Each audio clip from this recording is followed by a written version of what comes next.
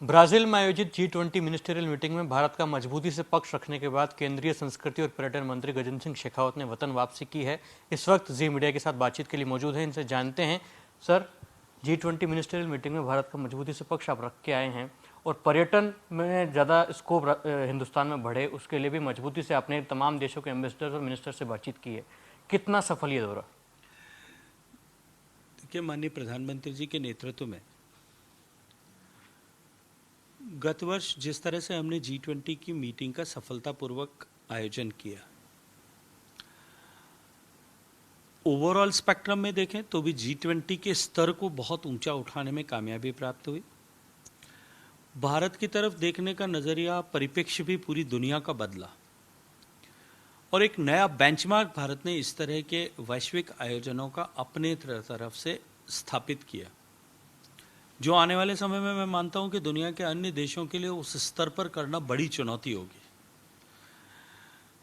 हम सब जानते हैं पर्यटन के क्षेत्र में भारत में अपार संभावनाएं हैं और G20 मीटिंग जो भारत की अध्यक्षता में पिछले वर्ष हुई थी, उसमें टूरिज्म मिनिस्टर्स की मीटिंग और फाइनली गोवा में टूरिज्म मिनिस्टर्स की मीटिंग के बाद में जो गोवा डिक्लेरेशन निकला, जिसमें sustainability of tourism, responsible tourism के बारे में जिस तरह से बातचीत की गई, पूरे विश्व ने उसके साथ में खड़े होकर के निर्विवाद रूप से, निर्विरोध रूप से अपनी सहमति उसके साथ व्यक्त की। ब्राज़ील की मीटिंग उससे एक कदम आगे हो, हम जहां गोवा में छोड़ा था हमने, वहां से आगे हम बढ़ सकर के बात कर सकें, उस दृष्टिकोण से ब्राज़ील की मीटिंग अत्यंत महत्वपूर्ण थी और मुझे अत्यंत प्रसन्नता है कि ब्राज़ील की उस बैठक में भी सस्टेनेबिलिटी पर सबसे ज़्यादा बातचीत की गई और सस्टेनेबल टूरिज्म को और आगे बढ़ाने की दिशा में विश्व भर के लगभग 20 देशों के जो सदस्य देशों के मंत्री और उसके अतिरिक्त मंत्री और संस्थाएं ऐसे मिलाकर के अन्य आमंत्रित 44 ऐसे कुल मिलाकर के प्रतिनिधियों ने उस पर विस्तार से विचार विमर्श किया। सस्टेनेबिलिटी को लेकर के जो माननीय प्रधानमंत्री जी ने जिस तरह से मिशन लाइफ की कल्पना की है और पूरी दुनिया को ग्लासगो की COP26 की मीटिंग में mission life, lifestyle for environment, पर्यावरण के अनुकूल हमारा जीवन आचरण हो, ये जो नई अवधारणा पूरे विश्व के सामने माननीय प्रधानमंत्री जी ने रखी, उसी के बेस पर टूरिज्म फॉर एनवायरनमेंट, इस सब को आगे बढ़ाने की वकालत हमने वहाँ की। भारत के पक्ष को बहुत गंभीरता के साथ में लिया गया, सुना गया और पूरे विश्व ने उसके साथ में अपनी प्रतिबद्धता को व्यक्त किया। इस दृष्टिकोण से अगर मैं देखता हूँ तो निश्चित रूप से हमारी मीटिंग जो है बहुत सफल रही। लेकिन इस 2 दिन की मीटिंग, क्योंकि ब्राज़ील और ब्राज़ील के भी उत्तरी कोने में स्थित शहर बेलिम में मीटिंग थी, जो लगभग यहाँ से दिल्ली से बेलिम पहुँचने में 32-33 घंटे और वापस लौटने में 32-33 घंटे का समय था और लगभग 2 दिन की ये बैठक थी। उस 2 दिन की मीटिंग में इस बैठकों के क्रम के साथ साथ में लगभग 9-10 देशों के साथ में हमारी प्रत्यक्ष बायलैटरल ऑर्गेनाइज मीटिंग हुई और इनफॉर्मल डिस्कशंस सब जो हैं वो अलग थे। जिन सब देशों के साथ में हमने ऑर्गेनाइज तरीके से मीटिंग की, बायलैटरल मीटिंग की, उन सभी देशों के साथ में हमारी बहुत सौहार्दपूर्ण वार्ता भी हुई और बहुत एक्साइटिंग जो है वार्ताएं भी हुई।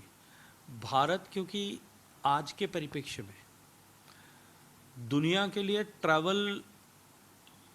और टूरिज्म के इकोसिस्टम में, इस पूरी ट्रैवल टूरिज्म की दुनिया में भारत सबसे बड़ा मार्केट भी है और एक बड़ा डेस्टिनेशन भी है। तो भारत में किस तरह से इनबाउंड टूरिस्ट अधिकतम बढ़े आएँ, इसको लेकर के भी हमने अनेक देशों के साथ में इस तरह की द्विपक्षीय जो हमारे समझौते उनके साथ में हैं, जो अरेंजमेंट्स उनके साथ में हैं, उनको कैसे हम और अधिक प्रभावी तरीके से लागू कर सकें, भारत को लेकर के उन देशों के टूरिस्ट का क्या नज़रिया है, इसको और बेहतर तरीके से समझ सकें, ताकि माननीय प्रधानमंत्री जी का जो संकल्प है कि हम भारत को विकसित बनाएं और विकसित भारत के अर्थव्यवस्था का बड़ा ड्राइवर टूरिज्म बने, जो अपार संभावनाएं भारत में हैं, उनका दोहन कर सकें। मैं ये मानता हूं कि कुल मिलाकर के इस 2 दिन की जो बैठक G20 की थी, उसमें भारत का पक्ष जो है एक नई ऊंचाई को प्राप्त कर सका है। शेखव साहब, तमाम बायलैटरल मीटिंग्स में आपने पिछले 10 साल में जो भी उपलब्धियां देश की रही हैं उनको भी तमाम प्लेटफॉर्म्स पर रखा और इसके साथ ही कैसे अर्थव्यवस्था मजबूत पर्यटन क्षेत्र करे उसके लिए तमाम बायलैटरल मीटिंग्स कई देशों के मिनिस्टर्स और एम्बेसडर्स के साथ आपने की। कई बार ऐसी समस्याएं आती हैं कि वीज़ा में रिलैक्सेशन नहीं हो पाता या फिर अन्य देशों के जो पर्यटक आते हैं उनके लिए भी समस्याएं होती है, उनको रिजोल्व करने के लिए भी कई बैठकें हुई हैं, कई मंत्रियों से आपके संवाद हुआ है। अब तमाम बैठकों के बाद कितना रिलैक्सेशन मिल पाएगा और बाहर का जो टूरिस्ट है वो हिंदुस्तान में कितना आता हुआ नजर आता है?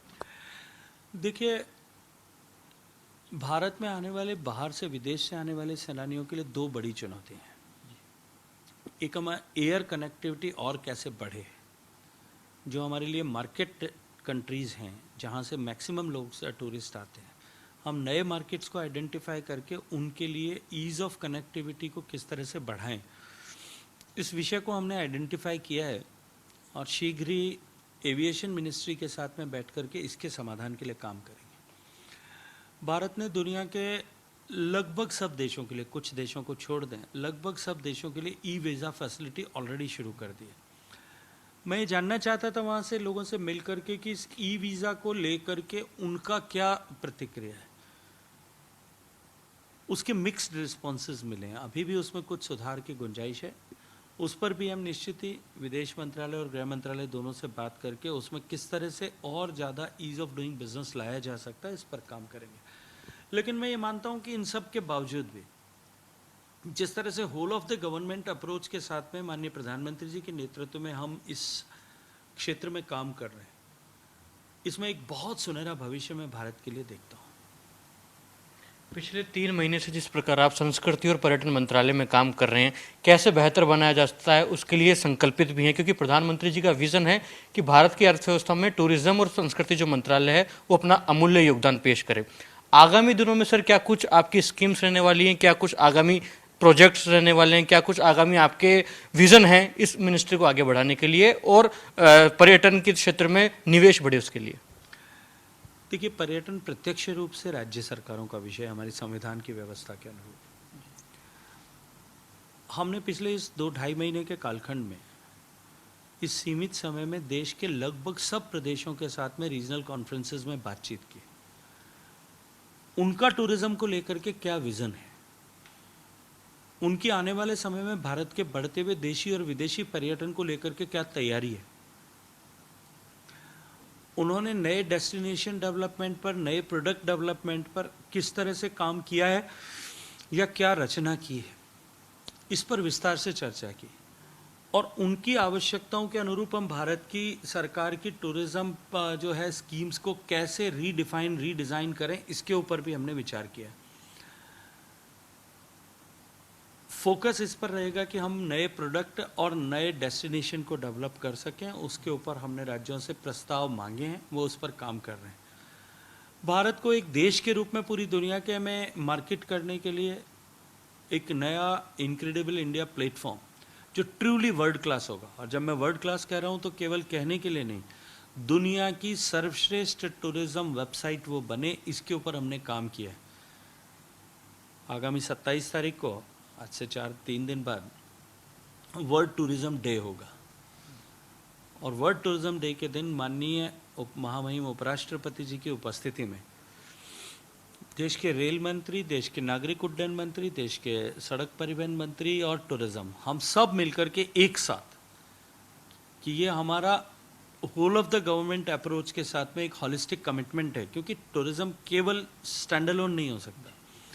जिस तरह से पिछले वर्षों में माननीय प्रधानमंत्री जी के नेतृत्व में 1.5 लाख किलोमीटर सड़क बनी है, नई ट्रेन्स बनी है, नए एक्सप्रेस ट्रेन वेज बने हैं, नए एक्सप्रेस ट्रेन्स बनी है वंदे भारत की, लगभग 150 हवाई अड्डे फंक्शनल हो गए हैं। ये जो इंफ्रास्ट्रक्चर बढ़ा है, इसने हमारी संभावनाओं को बढ़ाया है। आने वाले समय में और भी हमको इन आवश्यकताओं को देखते हुए और अधिक इंफ्रास्ट्रक्चर डेवलपमेंट पे काम करना पड़ेगा, जो सरकार कमिटेड है। इन सबको जोड़ करके हम नया प्लेटफॉर्म लॉन्च करने वाले हैं। हम जो है टूरिज्म में जो स्कीम्स जिन पर हम काम कर रहे हैं, ऑलरेडी जिन पर काम कर रहे हैं, उनको और अधिक गति मिले, इसके ऊपर हम एक नए संकल्प से उस दिन से हम काम करना प्रारंभ करेंगे। बातचीत के लिए शुक्रिया। तो केंद्रीय संस्कृति और पर्यटन मंत्री गजेंद्र सिंह शेखावत लगातार प्रधानमंत्री जी के विजन को लेकर संकल्पित हैं, जिसमें वो चाहते हैं कि देश में पर्यटन क्षेत्र आर्थिक व्यवस्था को मजबूत करने के लिए सबसे मजबूत प्लेटफॉर्म बने, और लगातार वे कई स्कीम्स के जरिए, पॉलिसी के जरिए लगातार बैठकें भी करते हैं और अभी ब्राजील के G20 समिट में मजबूती से भारत का पक्ष रख के आए हैं। कैमरामैन रंजन के साथ लखवीर सिंह शेखावत, जी मीडिया, दिल्ली।